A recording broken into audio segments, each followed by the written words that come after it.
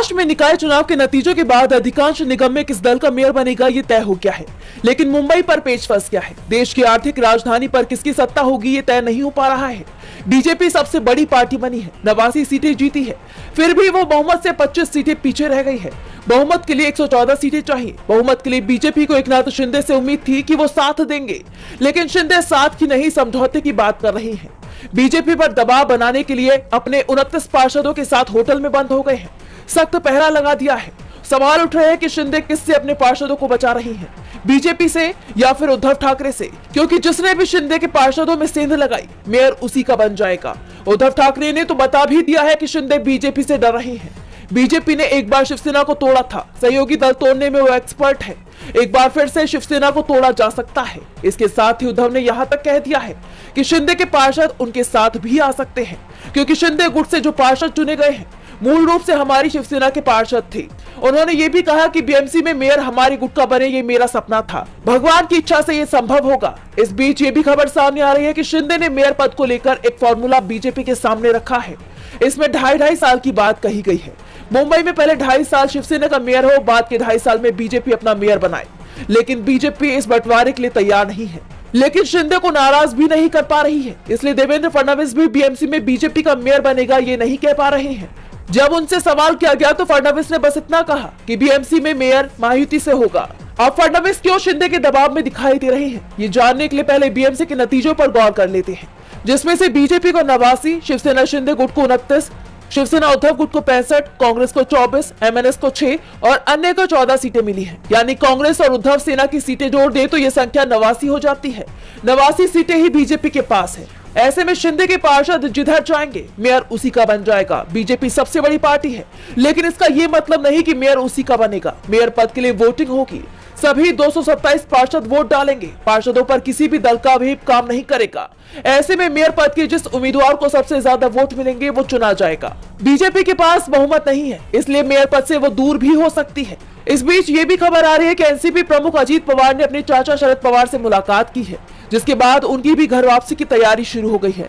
पर आखिरी सवाल बीएमसी का है, जहां की सत्ता बीजेपी के हाथ से दूर जाती दिखाई दे रही है। महाराष्ट्र में निकाय चुनाव के नतीजे अभी आए ही थे कि बीड की एक महिला के खुलासे ने पूरे राज्य में बवाल खड़ा कर दिया है। महिला का आरोप है कि हमें मंदिर दर्शन का झांसा देकर जबरन वोट डलवाया गया।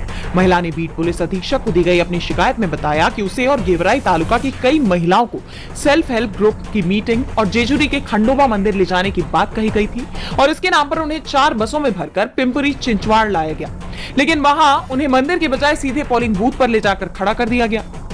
महिला का आरोप है कि उसे एक खास पार्टी के पक्ष में वोट देने के लिए मजबूर किया गया। महिला ने बताया कि उसे वोटिंग की प्रक्रिया तक नहीं पता थी। उसने ये भी बताया कि इस काम के बदले उसे 1 रुपया भी नहीं मिला। अब पीड़ित महिला ने उसे धोखा देने वाली महिला के खिलाफ एफआईआर की मांग की है। अब इस मामले को लेकर राजनीतिक जानकारों का मानना है कि अगर महिला के ये दावे सच है और वाकई में बसों में महिलाओं को धोखे से वोट डलवाने लाया गया तो ये चुनावी प्रक्रिया पर सवालिया निशान लगाता है। तो वहीं विपक्ष के उन दावों को पुख्ता करता है कि बीजेपी ने चुनाव जीतने के लिए सत्ता, पैसा और प्रशासनिक मशीनरी का इस्तेमाल किया।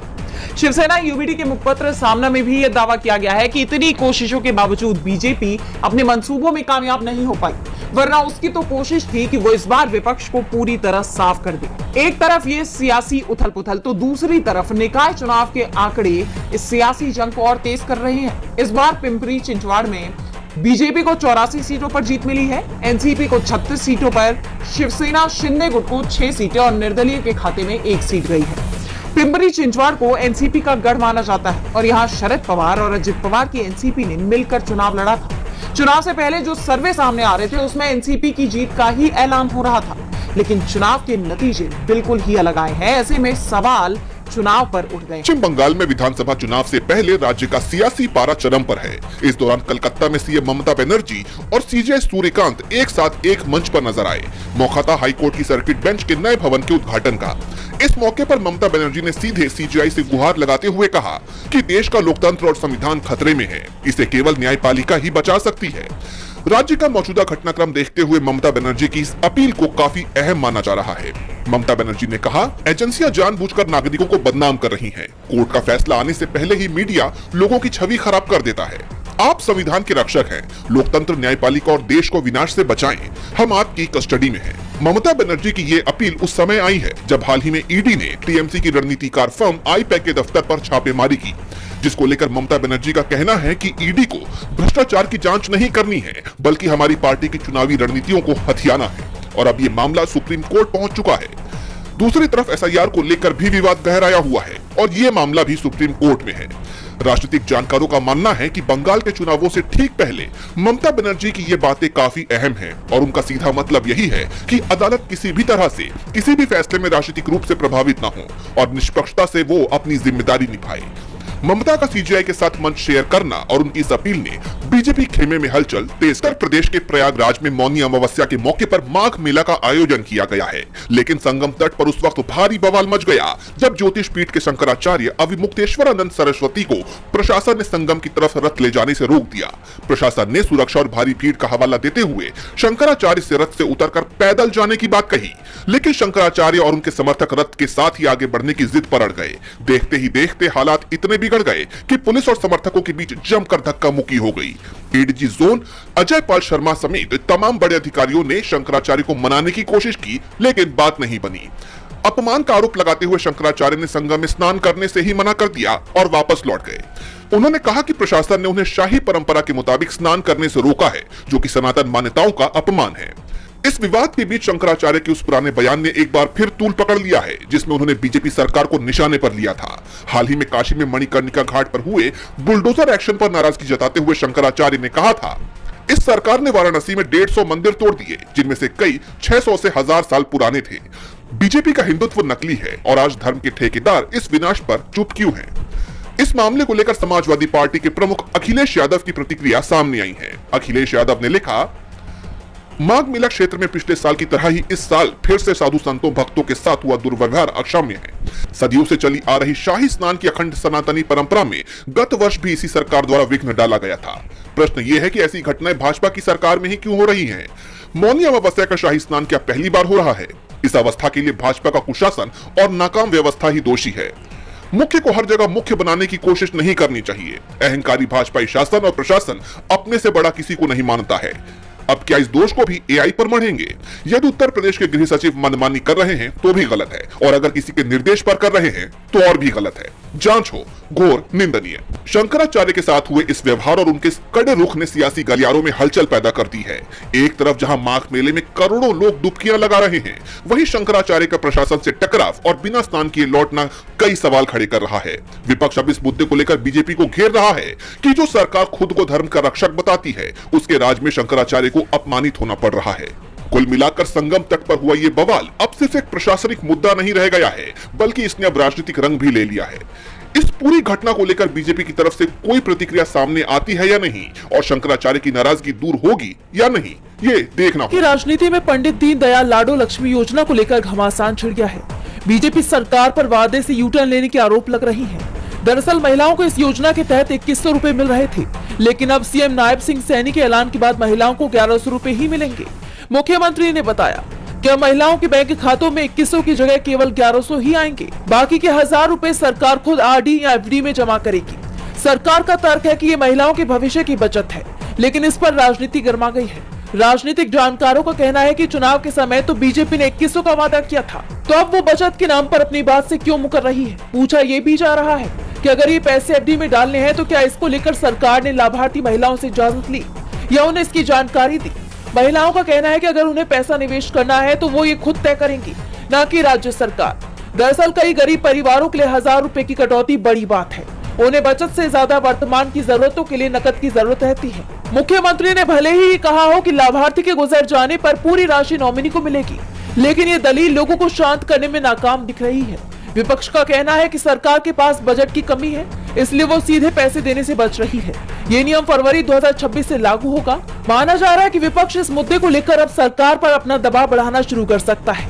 देखना होगा कि क्या दबाव में सरकार अपने फैसले को वापस लेती है या इसे निवेश का नाम देकर लागू। में दूषित पानी पीने से जान जाने का मामला थमने का नाम नहीं ले रहा। बीते दिन लोकसभा में नेता विपक्ष राहुल गांधी ने पीड़ितों से मुलाकात कर हर संभव मदद देने का वादा किया और साथ ही बीजेपी के खिलाफ जमकर हमला भी बोला। और अब विपक्ष को इस मामले पर सरकार को घेरने का एक और बड़ा मुद्दा मिल गया है। दरअसल मैच के लिए इंदौर पहुंचे भारतीय क्रिकेट टीम के कप्तान शुभमन गिल दूषित पानी से बचने के लिए अपने साथ इंदौर में 3 लाख रुपए का वाटर प्यूरिफायर लेकर पहुंचे। कई और खिलाड़ियों को भी उनकी पानी की बोतल के साथ देखा गया, जिसके चलते राज्य की मोहन यादव सरकार की जमकर किरकिरी तो हुई ही, साथ ही विपक्ष ने भी बीजेपी के खिलाफ मोर्चा खोल दिया। कांग्रेस प्रवक्ता सुप्रिया श्रीनेत ने एक्स पर पोस्ट किया कि इंदौर पहुंचते ही शुभमन गिल ने क्यों मंगवाया 3 लाख का वाटर प्यूरिफायर। ये तो हाल है सबसे स्वच्छ शहर का, वहां के पानी पीने से दहशत में है हमारे खिलाड़ी। वहीं कांग्रेस पार्टी ने इस मुद्दे पर सरकार को घेरते हुए कहा कि इस शहर में लोगों को पीने का साफ पानी नहीं मिल सकता है और यहाँ दूषित पानी पीकर लोगों की जान जा रही है। ये है शहरी मॉडल। ये केवल इंदौर की बात नहीं है, देश के अलग अलग शहरों में यही हो रहा है। लोगों को साफ पानी मुहैया कराना और प्रदूषण कम करना सरकार की जिम्मेदारी है, लेकिन सरकार ये जिम्मेदारियां नहीं निभा रही है। जैसा कि आप जानते हैं कि इंदौर के भागीरथपुरा में गंदा पानी पीने से करीब 24 लोगों की जान जा चुकी है और कई लोग बीमार हैं, उन्हें इलाज के लिए अस्पताल में भर्ती किया गया है। इन हालात में इंडियन क्रिकेटर का अपने ही देश में सबसे साफ शहर इंदौर के पानी पर भरोसा न कर पाना सरकार को सवालों के घेरे में ले आया है। पूरी दुनिया इस वक्त अस्थिरता के दौर से गुजर रही है। जगह जगह जंग की आहट सुनाई दे रही है और इस बार हर जगह जंग की शुरुआत अमेरिका की तरफ से मानी जा रही है। ईरान से तनाव अभी खत्म भी नहीं हुआ कि अमेरिकी राष्ट्रपति डोनाल्ड ट्रंप के निशाने पर अब यूरोप आ गया है।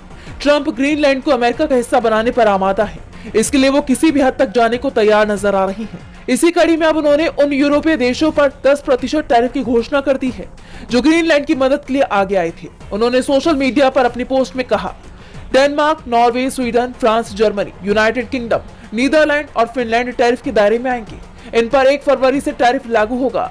अगर ग्रीनलैंड को लेकर अमेरिका के साथ कोई समझौता नहीं होता है तो 1 जून से ये टैरिफ बढ़ाकर 25% कर दिया जाएगा। उनके इस ऐलान पर यूरोप भड़क गया है।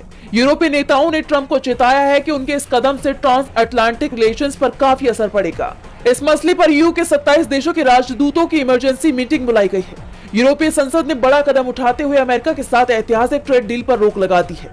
ब्रिटिश प्रधानमंत्री कीर स्टारमर ने कड़े स्वर में कहा है कि ट्रंप की यूरोप को धमकाने की कोशिश सही नहीं है। वहीं फ्रांस के राष्ट्रपति इमैनुअल मैक्रो ने भी साफ कर दिया है कि हम टैरिफ की धमकियों के आगे नहीं झुकेंगे। कनाडा ने भी इस मुद्दे पर यूरोप का साथ दिया है, लेकिन ट्रंप के इस कदम ने यूरोप और अमेरिका में तनाव और बढ़ा दिया है। पहले ही ग्रीनलैंड पर कब्जा करने की उनकी जिद ने नेटो को 2 हिस्सों में बांट दिया था और अब जिस तरह आर्थिक दबाव बनाकर ट्रंप यूरोप को झुकाने की कोशिश कर रहे हैं, उससे नेटो और अमेरिका के बीच